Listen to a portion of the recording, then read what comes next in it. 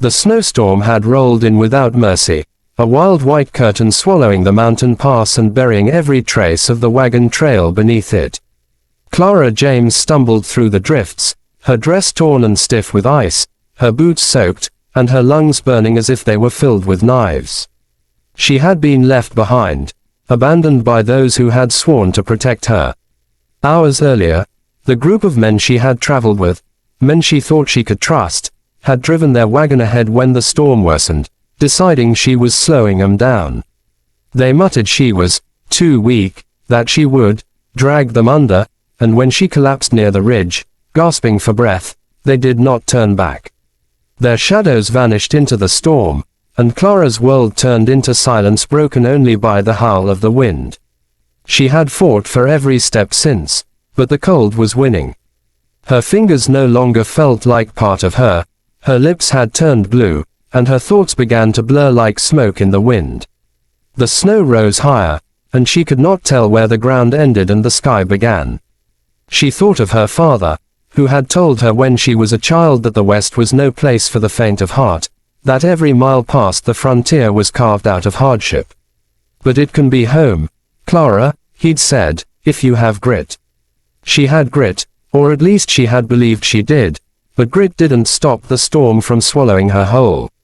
Her knees buckled, and she sank into the snow, shivering violently, staring at the black pines that loomed in the distance like guardians of a grave. She whispered a prayer into the white void, a prayer no one would hear, and for a moment she gave up fighting.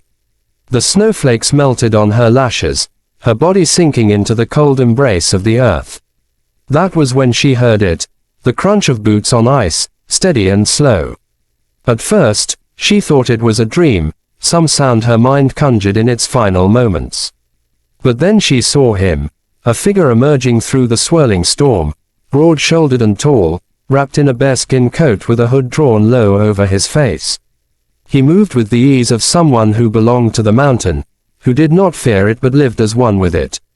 He bent down, his shadow blocking out the cutting wind, and Clara felt strong hands lifting her from the snow. His voice was deep and rough, yet it carried warmth like firewood catching flame. "I'll take you home," he whispered against the storm. Clara's fading heart clung to those words. She didn't know his name, didn't know if he was man or spirit, but she felt strength surge in her veins.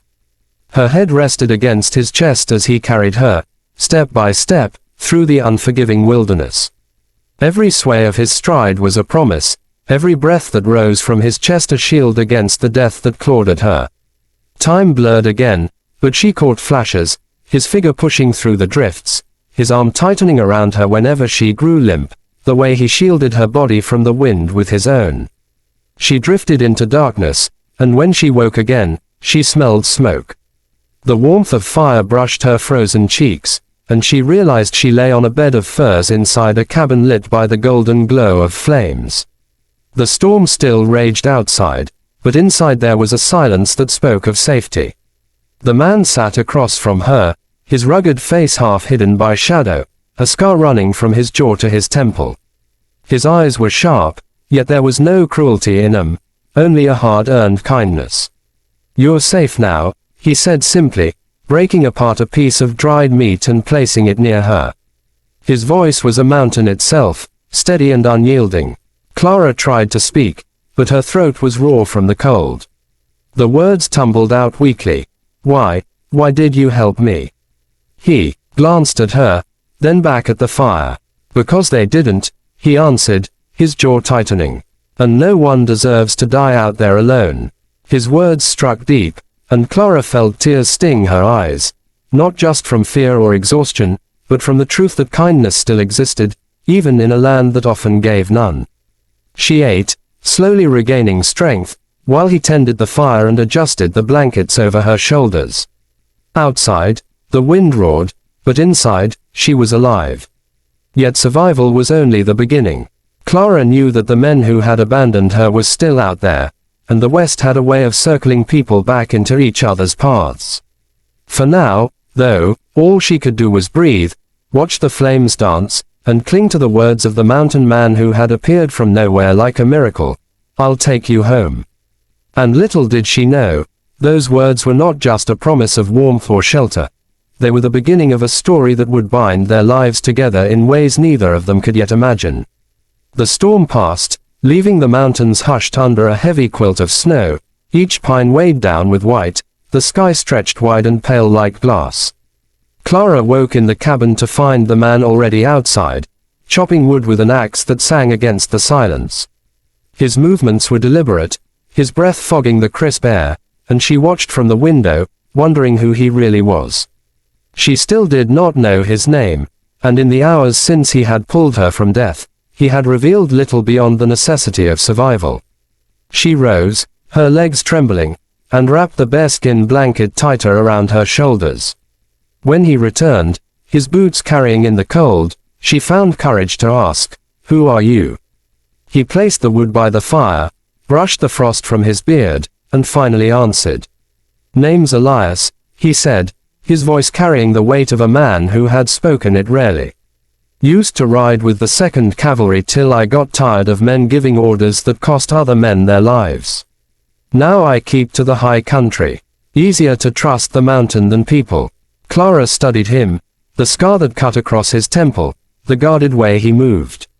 She sensed pain beneath his stillness, like a river frozen on the surface but raging deep below. "And you?" he asked, turning his eyes to her. She hesitated, then told him her truth, that her family had once dreamed of settling in Colorado, that her father had died on the trail, that the men she traveled with were meant to escort her to her uncle's homestead but instead had abandoned her when the snow grew cruel. "They said I wasn't strong enough," she whispered, her throat tightening. Elias' gaze darkened, not with pity but with fire. "Strength ain't measured by how fast you move through snow," he said. "It's in standing when no one else will. And you're still standing." His words burned into her heart, a balm and a challenge all at once. Days passed in that cabin, and Clara healed. She learned to split kindling, to tend snares Elias set along the ridges, to melt snow for water. She watched him skin a rabbit with the precision of a man who had lived too long with only his own hands to rely on. And in the quiet moments, when the firelight softened his hard edges, she glimpsed a loneliness that mirrored her own. She wanted to ask why he had chosen the mountain over the world, but she knew the mountain didn't give up its secrets easily, and neither did he. Yet life has a way of forcing confessions. One evening, as the wind moaned against the cabin walls, Clara asked again about the scar. Elias stared into the fire, silent for so long she thought he wouldn't answer. Then he spoke, voice low and heavy. "Fort Concho," he said.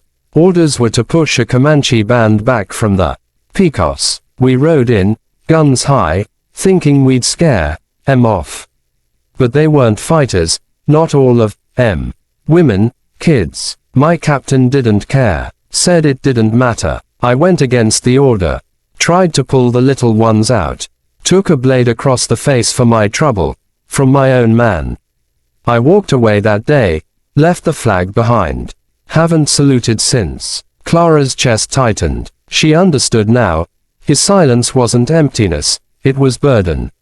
The mountain was his refuge because the world had shown him cruelty. "You saved me," she whispered, "when you didn't have to." He shook his head. "Maybe I had to. Maybe saving you was the first right thing I've done in a long while." And in that firelit moment, something unspoken bound them. But peace never lasts in the West. On the 4th day, tracks appeared near the cabin, wagon ruts leading across the ridge, fresh in the snow. Clara's stomach sank. "It's them," she whispered, recognizing the pattern of wheels. Elias studied the tracks, his jaw clenched. "They won't be far. Men like that don't leave the trail for long." He glanced at her. "Do you want to find them?" She hesitated, fear warring with anger. "I want 'em to know I'm alive. That they didn't break me." Elias nodded once. "Then we'll make sure of it." They set out the next morning, Clara bundled in furs, Elias guiding her along hidden paths he alone seemed to know. They moved like shadows through the trees until smoke rose in the distance, campfire smoke curling against the pale sky. They crouched at the ridge, peering down at the camp where 4 men huddled near their fire, their wagon pulled beside them. Clara's breath caught. These were the same men who had abandoned her. She could see their faces clearly now, the cold sneer of Rourke, their leader, the man who had looked at her shivering in the snow and declared she was dead weight. Rage flooded her chest, a heat against the cold air. Elias placed a steadying hand on her shoulder. "You're not alone now," he murmured. They stepped from the trees together. The men jolted, rising with rifles half raised, but froze when they saw who stood before them. Clara walked forward, her voice clear despite the quiver of her hands. "You left me to die," she said, her eyes locked on Rourke. His face twisted, a flash of disbelief turning to something uglier. "Should have stayed dead," he spat. Elias moved beside her, his presence towering, his rifle resting easy but ready. "She's under my protection now," Elias said, his voice carrying like thunder rolling down the mountainside. Tension snapped taut as a bowstring. The men glanced between one another, weighing their odds, but they saw what Clara already knew. Elias was not a man to be trifled with. "Still," Rourke sneered, "the West don't care who protects who. Out here, only the strongest live." Clara stepped closer, her chin raised. "Then you'll have to live with the truth, that the weak girl you left in the snow found strength enough to stand here before you." The words landed heavier than bullets. For a moment, silence reigned, and in that silence Clara realized something had changed, not just in him, but in herself. She was no longer the woman who had collapsed in the snow, waiting for death. She was alive because she had been carried, warmed, and taught what true strength looked like, not cruelty, but kindness. Elias touched the brim of his hat, guiding her back. "Let's go," he said. They turned, walking away, leaving the men to choke on their shame.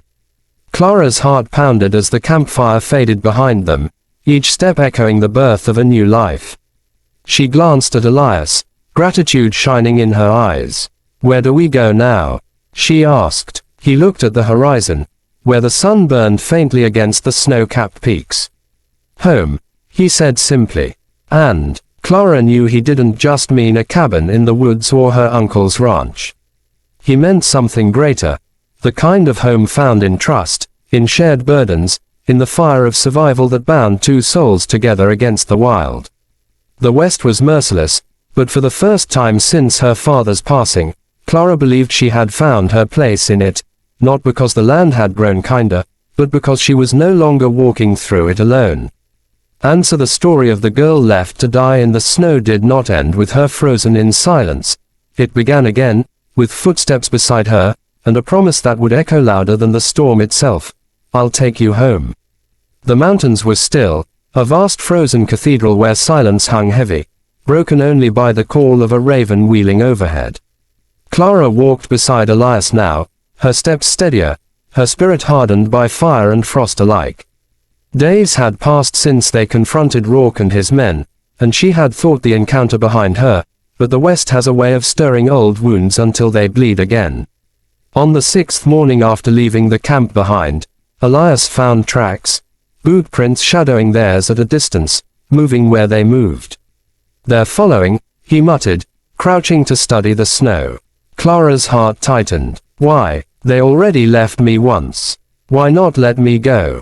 Elias rose, his eyes narrowing toward the ridge.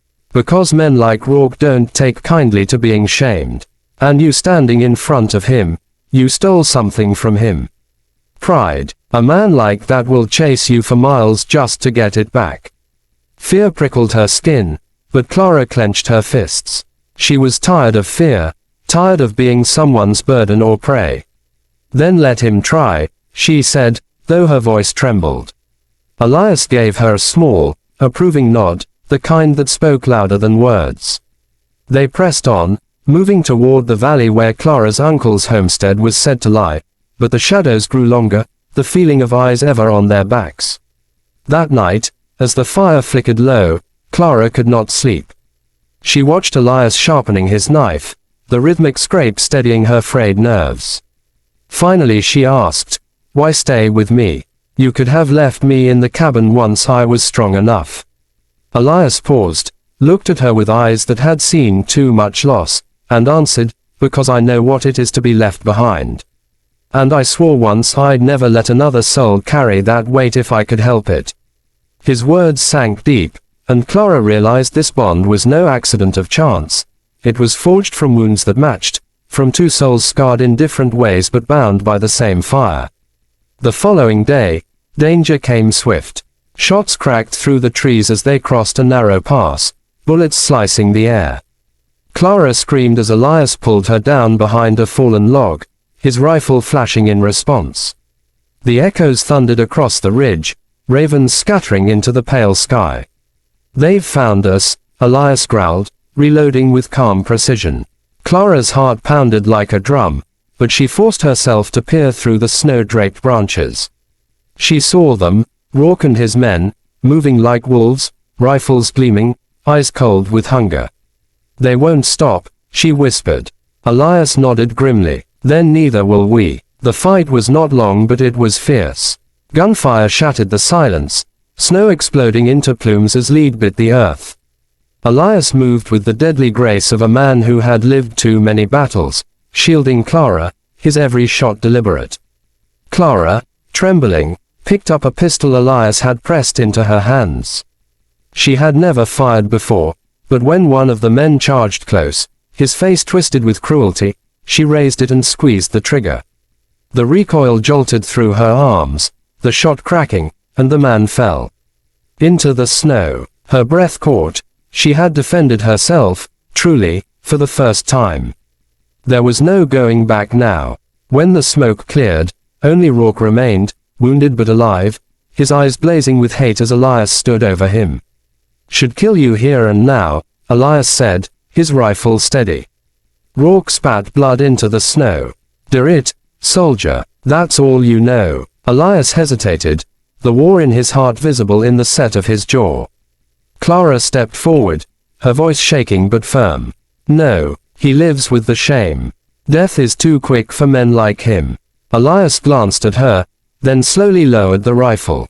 Rourke sneered, but the look in his eyes betrayed fear, the kind that came from knowing he had been beaten not by strength alone, but by a woman he had once called weak.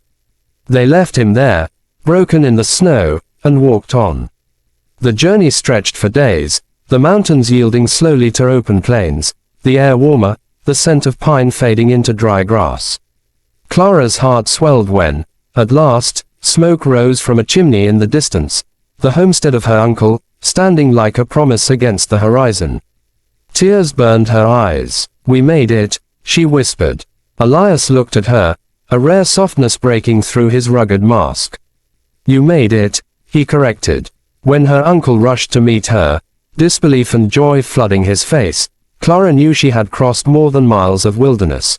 She had crossed the line between the woman she once was and the woman she had become. That night, as family embraced her and food filled the long empty spaces in her soul, she still found her gaze drifting to Elias, sitting a little apart, his eyes on the fire as always. She walked to him, placed a hand on his arm. "Stay," she said simply. He looked at her, torn between the road he knew and the home he never thought he'd deserve. And for the first time in years, Elias felt something stir, a reason to lay down roots, to believe he could belong. He gave her a nod, small but certain. The mountain man who once chose solitude had found something greater than silence. He had found a home, not in land or timber, but in the trust of the woman who had risen from the snow, unbroken. And so the story did not end with survival.